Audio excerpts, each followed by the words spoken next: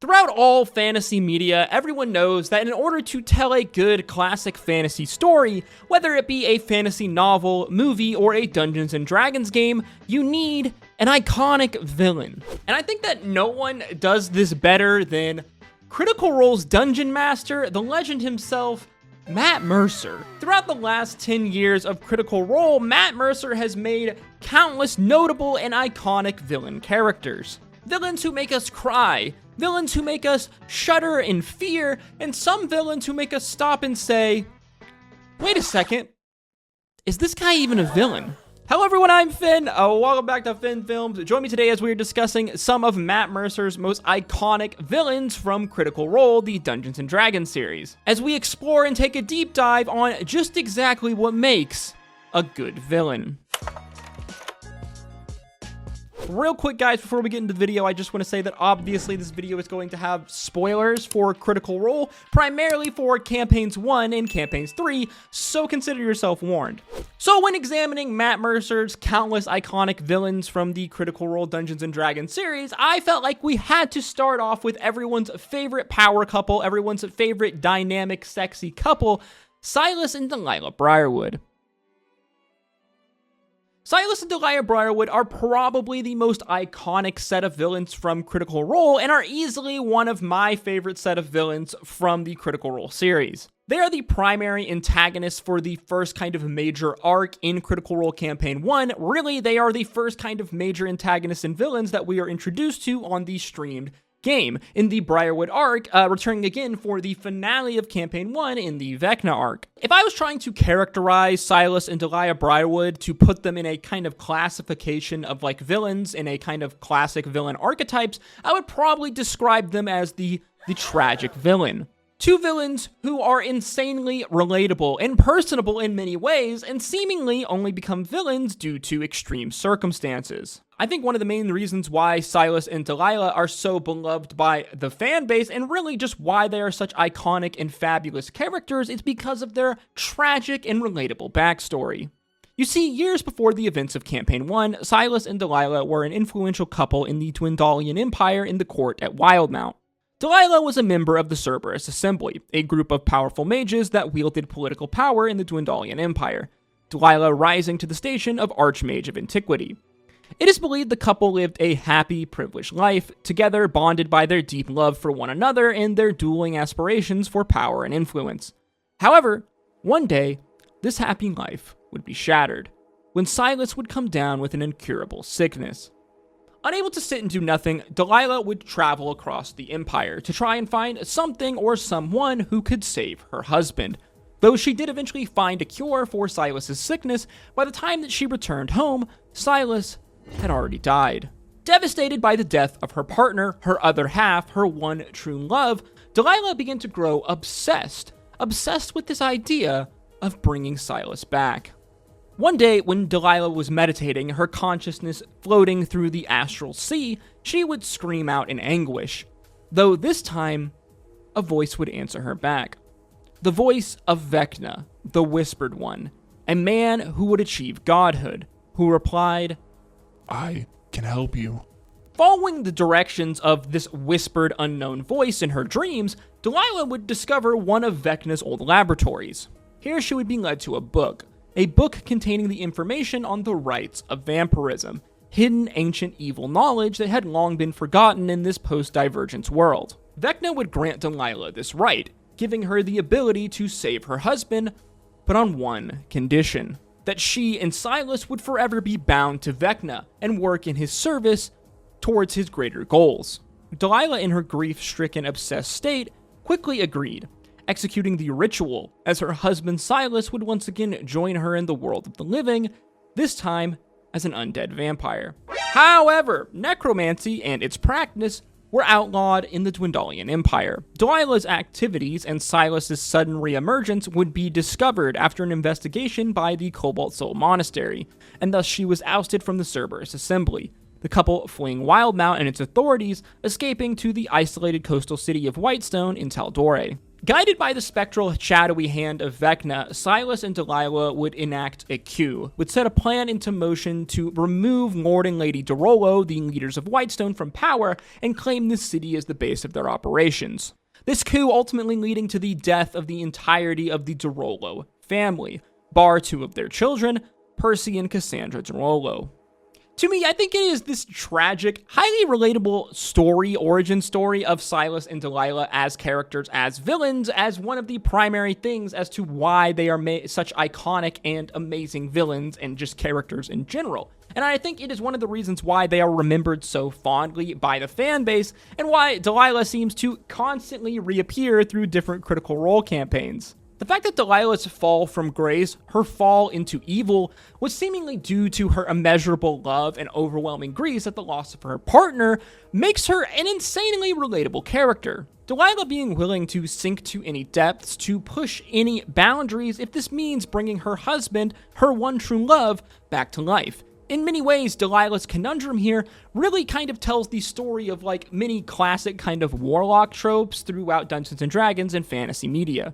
However, though, Delilah in doing so intertwined herself with one of the most powerful and devious villains and characters throughout all Dungeons & Dragons kind of lore, Vecna the Whispered One. This tragic backstory, origin story though, however, does not excuse Silas and Delilah's horrible evil actions. Despite their relatable and tragic origin story, the couple has no qualms with dishing out cruel and savage violence, which we see not only in the brutal and savage murders of the Derolo family, but in Delilah's many heinous magical experiments that she conducted in Whitestone on unwilling subjects.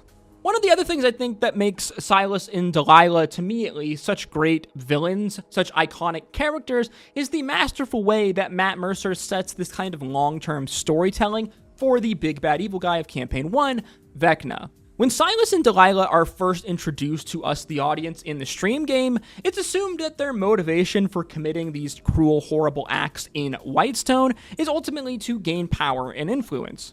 As we only have Percy's point of view, Percy's origin story, his first-hand account of this coup and the horrible deeds that the Briarwoods did to him and his family, to try to gauge and guess what their motivation for doing so might be. However, slowly over time, Matt begins to reveal to us that Silas and Delilah are really only 2 cogs in a much greater wheel. A mystery that isn't truly unraveled until like 80 episodes later after these 2 villains are introduced early on in Campaign 1, hitting us with this big, massive reveal that while Silas and Delilah are both cruel and powerful and truly evil villains in their own right, they are merely 2 pawns, 2 servants, to a much greater and more powerful foe.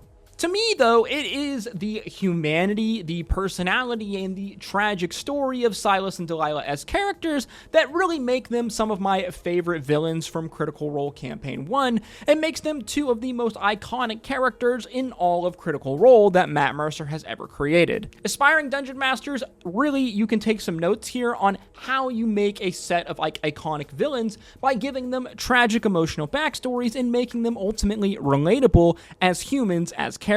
Continuing on in Campaign 1, I don't really think that we can talk about like some of Matt Mercer's most iconic Dungeons & Dragons villains within Critical Role without discussing the Chroma Conclave. The Conclave was a cabal of ancient chromatic dragons, who, despite their differences and tendency for chromatic dragons to hate one another, decided to work together for a common goal: to ultimately subjugate the continent of Taldore and destroy the Dragonborn society of Draconia. This plan creating one of the most iconic moments in all of Critical Role, that moment from Critical Role Campaign 1, Episode 39, the episode titled Omens, when Matt Mercer completely blindsided the cast and us, the audience and the fan base, when the Conclave launched a surprise attack, a surprise raid on the capital city of Emon, killing all sorts of iconic characters and destroying a city and part of a world that Matt had spent years creating. Point, you guys hear this sound and you turn around just in time to see what looks to be a larger than you've seen before, white dragon just slam into the side of Allura's tower in the distance. Claws clunk into the side, digging into the stonework, wings unfurled. It looks into the upper window of where her actual parlor is and kind of peeks in for a second before just unleashing a blast of icy cold magical breath into the inside of the tower. You hear a loud thum impact that silences the chaotic air around you as the wall that the stage is buttressed up against now has perched above it an enormous vision of death. A grinning, ancient green dragon. You just massacred people. What did we do? You just committed genocide. I just destroyed something that I built. It's a really weird feeling. This is such an amazing and iconic moment, and really such an awesome piece of long-term storytelling that Matt spent years setting up. Years well before Critical Role was ever streamed on Twitch. Another thing that this moment does, though, is something that I love in storytelling and love doing as a Dungeon Master, which is presenting our heroes with an insurmountable foe. In many ways, this is kind of an ego check to our heroes. They are basically no chance of defeating any one of these ancient dragons, let alone 4 of them at the same time, creating this moment of sheer panic, which instantly raises the stakes in our story. There is this hilarious and awesome moment in this episode when Grog rolls a 19 to try to hit one of the dragons, only to realize that a 19 misses, creating this awesome oh shit moment and look on Travis and the rest of the cast's face when they realize just how bad this situation really is. I would like you all to roll initiative. What? We can't fight 4 dragons. 19. 19 misses. I absolutely love the kind of tool and the concept of the insurmountable foe, and I love using it whenever I Dungeon Master a Dungeons & Dragons game. To me, I think that Wizards of the Coast's module, Curse of Strahd, is also a really good example of how to use this kind of tool of the insurmountable foe, as the players in that module are introduced to Strahd, the big bad evil guy of the story, pretty early on in the module. Strahd regularly having interactions with the party, which players then are forced to think outside of the box and kind of take a different approach whenever they interact with him, as there is no way that they are ever defeating him in any sort of combat, or really even coming close to harming him until much later on in the story, which forces players to do away with this very kind of problematic mindset of I'm just gonna kill all my problems. One of the other things that I love about the Conclave is how these 4 different dragons all embody kind of classic different villain archetypes. Voragal the White Dragon is a classic kind of example of the archetype of the beast, a visage of primal fear and horror, a creature that acts on instincts and as such is unpredictable. Think of classic monsters in media like the shark from Jaws or Godzilla from the original film or Godzilla -1. Compared to the other chromatic dragons in the Conclave, Voragal is much more primal and simple in its nature. It is a massive ancient killing machine who wants nothing more than to subjugate and to prove its dominance as the most powerful creature and life form. A personality trait that ultimately leads to Voragal's undoing when Vox Machina utilizes the Gate spell, unleashing a pit fiend to do battle with it and ultimately weaken the dragon so they can kill it. And then you have the Black Dragon Umbrasyl, a much more witty and cunning dragon that seeks to dominate and use lesser life forms as its personal servants, as we see how it utilizes the barbarian Herd of Storms as its minions to dominate the city of Westron, turning the city's folk into its dominated subjects. Umbrasyl wanting to create a domain of its own where it can rule unopposed. Then there is the leader of the Chroma Conclave, the Great Red Dragon, the Cinder King Thordak. Thordak is a conniving and manipulative dragon, set on domination, who, along with Raishon, ultimately were the starting point of the Conclave.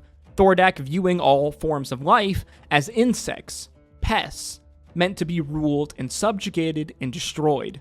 Thordak, before his eventual madness would take hold of him, was originally a calculated and cunning villain, ultimately setting the plan of the Conclave into motion with Raishon years before the attack on Emon, utilizing the Dragon Brimscythe to weaken the Tal'Dorei military for the eventual grand assault and raid and conquering of Emon along with the rest of Tal'Dorei. Thordak as well manipulating the Green Dragon Raishon to release him from his prison within the Flame of Fire. However, the Heart Crystal which was used to bind him would ultimately drive the dragon mad, becoming a pure primal entity obsessed with power and domination, and ultimately double-crossing Raishon. And then there is Raishan herself, the diseased deceiver, probably the most notable and fan favorite of all of the ancient dragons within the Chroma Conclave. Unlike the other dragons, Raishan is much more cold, calculating, and manipulative, less driven by emotion and raw kind of primal instinct. The smartest of the ancient dragons, Raishan was the originator of the idea of an alliance of ancient dragons that would become the Chroma Conclave. Together with their combined power, these dragons could wipe out the kingdom of Draconia and ultimately claim the continent of Tal'Dorei as their own personal seat of power. Similar to Thordak, Raishan is calculating and manipulative, and has an unwavering view of her superiority as a species. Raishan orchestrating Thordak's escape from his prison in the Fire Plane by disguising herself as a young Fire Ashari druid, infiltrating their tribe, and then using the gate to the Plane of Fire as an escape point for Thordak, ultimately resulting in the deaths of the majority of the Fire Ashari clan. Unlike the other dragons, Raishan primarily focuses on her powers of deception and manipulation to take down her foes, regularly disguising herself as important figures to get closer to her enemies, again as we saw with the Ashari Druid, or as Seeker assume, Raishan embedding herself within the Tal'Dorei resistance and being close to Vox Machina for weeks before she ultimately decided to reveal herself to the party and then strike an alliance with them to take down Thordak, as Thordak had originally promised Raishan to give her information on a strange disease that she had been cursed with, though Thordak's madness has caused him to renege on this deal. While Thordak is arguably the biggest and most imposing and terrifying member of the Chroma Conclave, I think it is arguably Raishan that is the most powerful and the deadliest. If you combine her insane intelligence with her ability to manipulate with her insane spellcasting abilities, she is arguably the most powerful and scariest of all of the Chroma Conclave dragons. All of these dragons coming together to be some of the best set of villains that Matt Mercer has ever created.